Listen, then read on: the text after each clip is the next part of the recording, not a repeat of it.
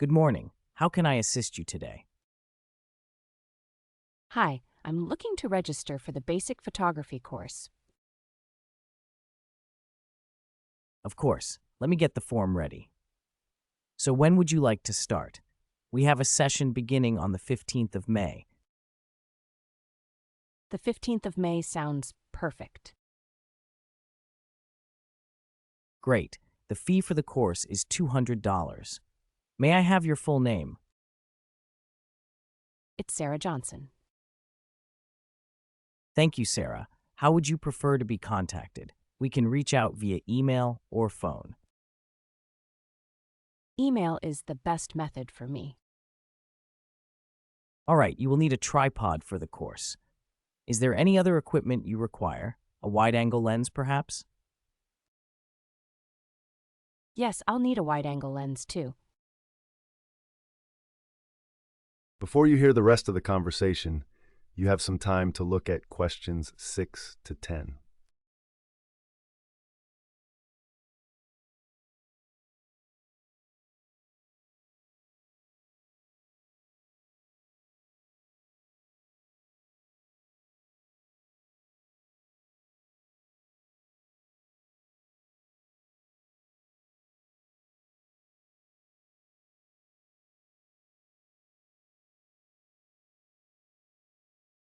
Now, the classes are held in room 101.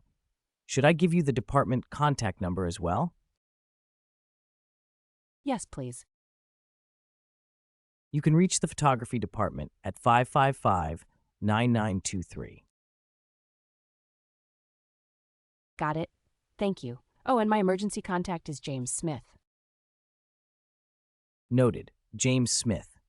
Now about the class timings, do you have a preference? We have slots at 9 a.m., 1 p.m., and 4 p.m. I would prefer the 1 p.m. class, please. I'll put you down for the 1 p.m. session. Lastly, each class accommodates up to 12 students. Is there anything else you need help with? No, that covers everything. Thank you for your assistance. My pleasure. Have a great day. That is the end of part 1. You now have half a minute to check your answers. You will hear a tour guide giving a tour at a local museum.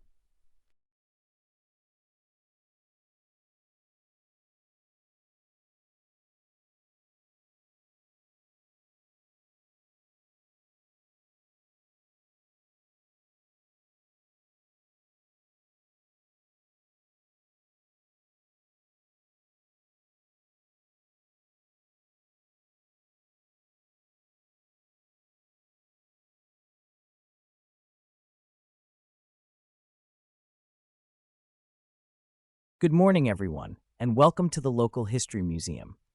I'm Helen, and I'll be your guide for today's tour. We are delighted to have you here with us today.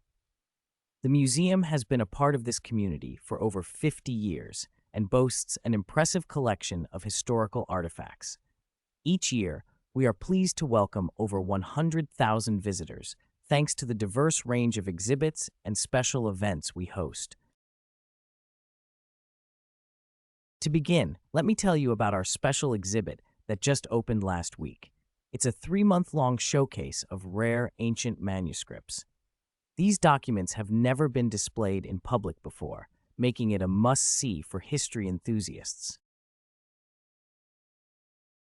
Now, for those interested in visiting as a group, we offer a generous entry discount. Please keep in mind that this applies if you come with a group of 10 people or more. It's a great opportunity to share a day of learning with friends or colleagues. Our archives, where much of our research is conducted, are located on the 2nd floor. Although it's usually only accessible by our research members and staff, guided tours can be arranged by prior appointment. Unfortunately, access is limited for the general public due to the sensitivity of the documents stored there. Our museum relies heavily on volunteers, and we always welcome new ones. Volunteers are supervised by our professional staff to ensure they are well supported in their roles, whether they are helping with events or assisting visitors. Before you hear the rest of the talk, you have some time to look at questions 16 to 20.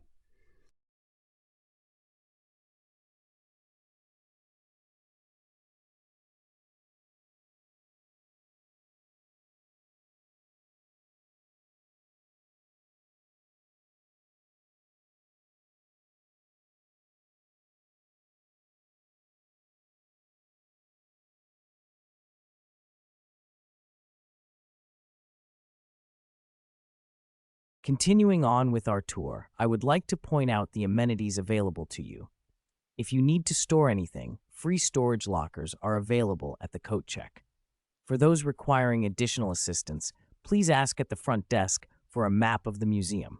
Also, we offer wheelchair assistance at no charge. Our guided tours are scheduled twice a day at 11 a.m. and 2 p.m., and they cover highlights from each part of the museum. The tours last approximately 1 hour each, providing detailed insights from our trained guides. Don't forget to visit the gift shop on your way out, where you'll find a selection of books related to our current and past exhibits, perfect for anyone wanting to delve deeper into the topics showcased here.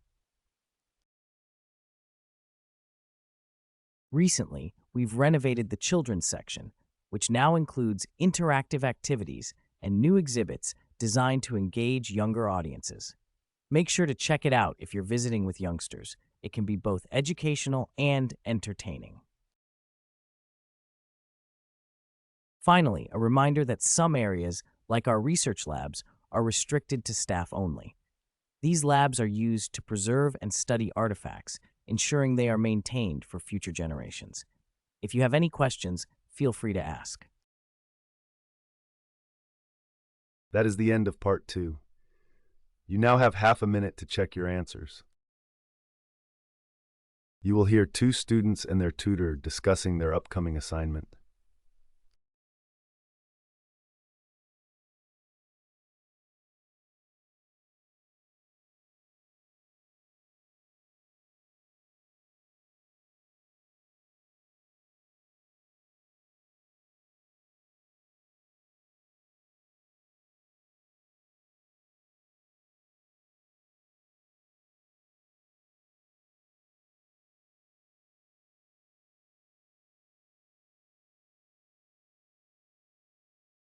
Hi, Professor Adams. Thanks for meeting with us.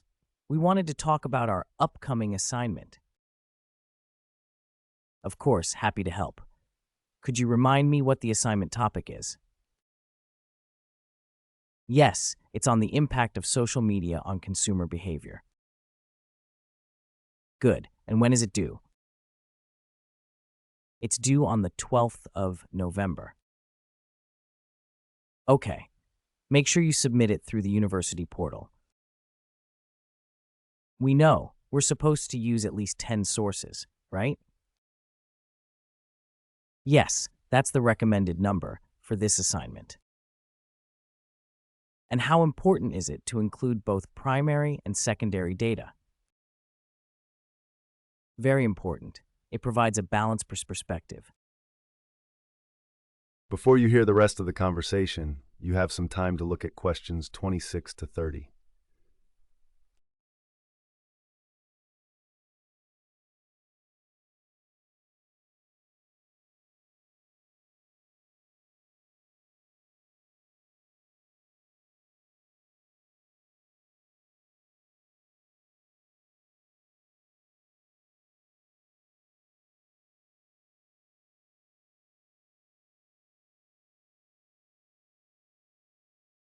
I struggled a bit with the research phase. There was too much information to sort through.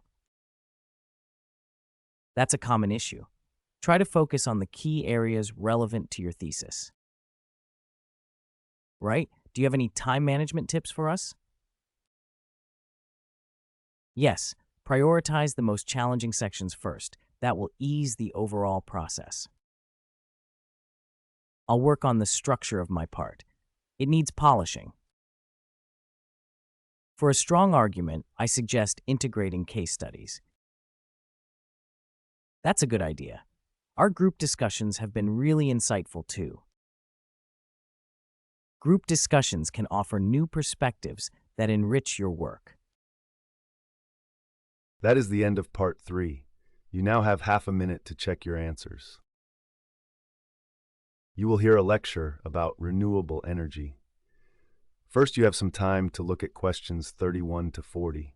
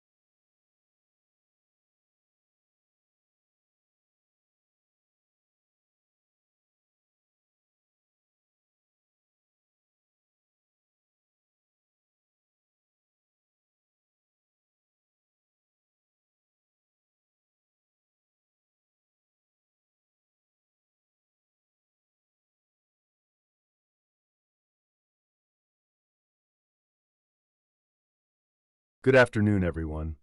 Today's lecture will focus on renewable energy sources and their significance in today's world.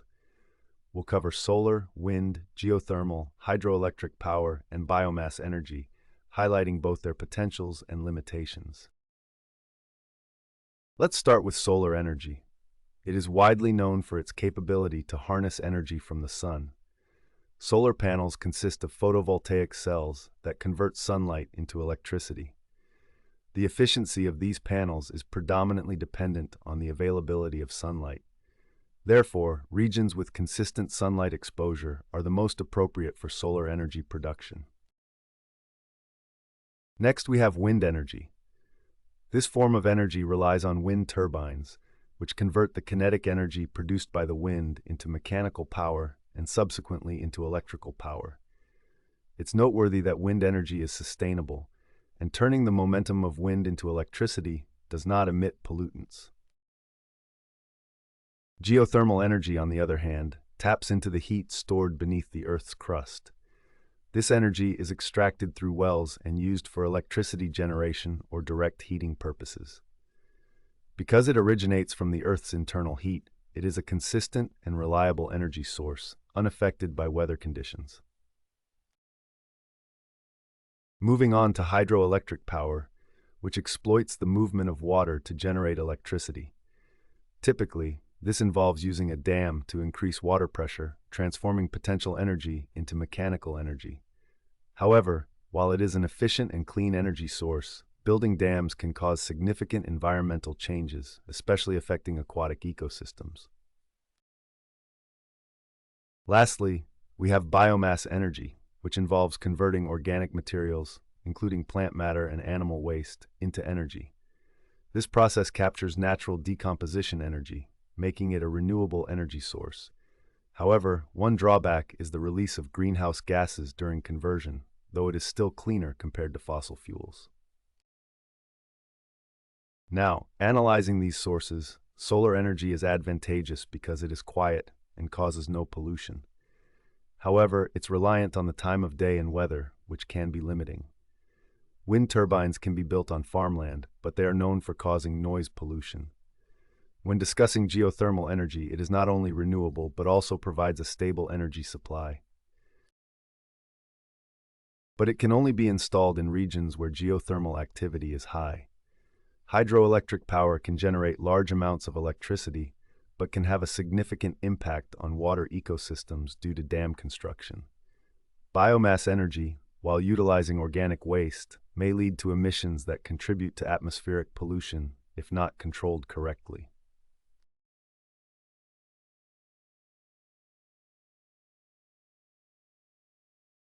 Hey there, did you get them all right? Smash the like button and subscribe for more daily IELTS tests.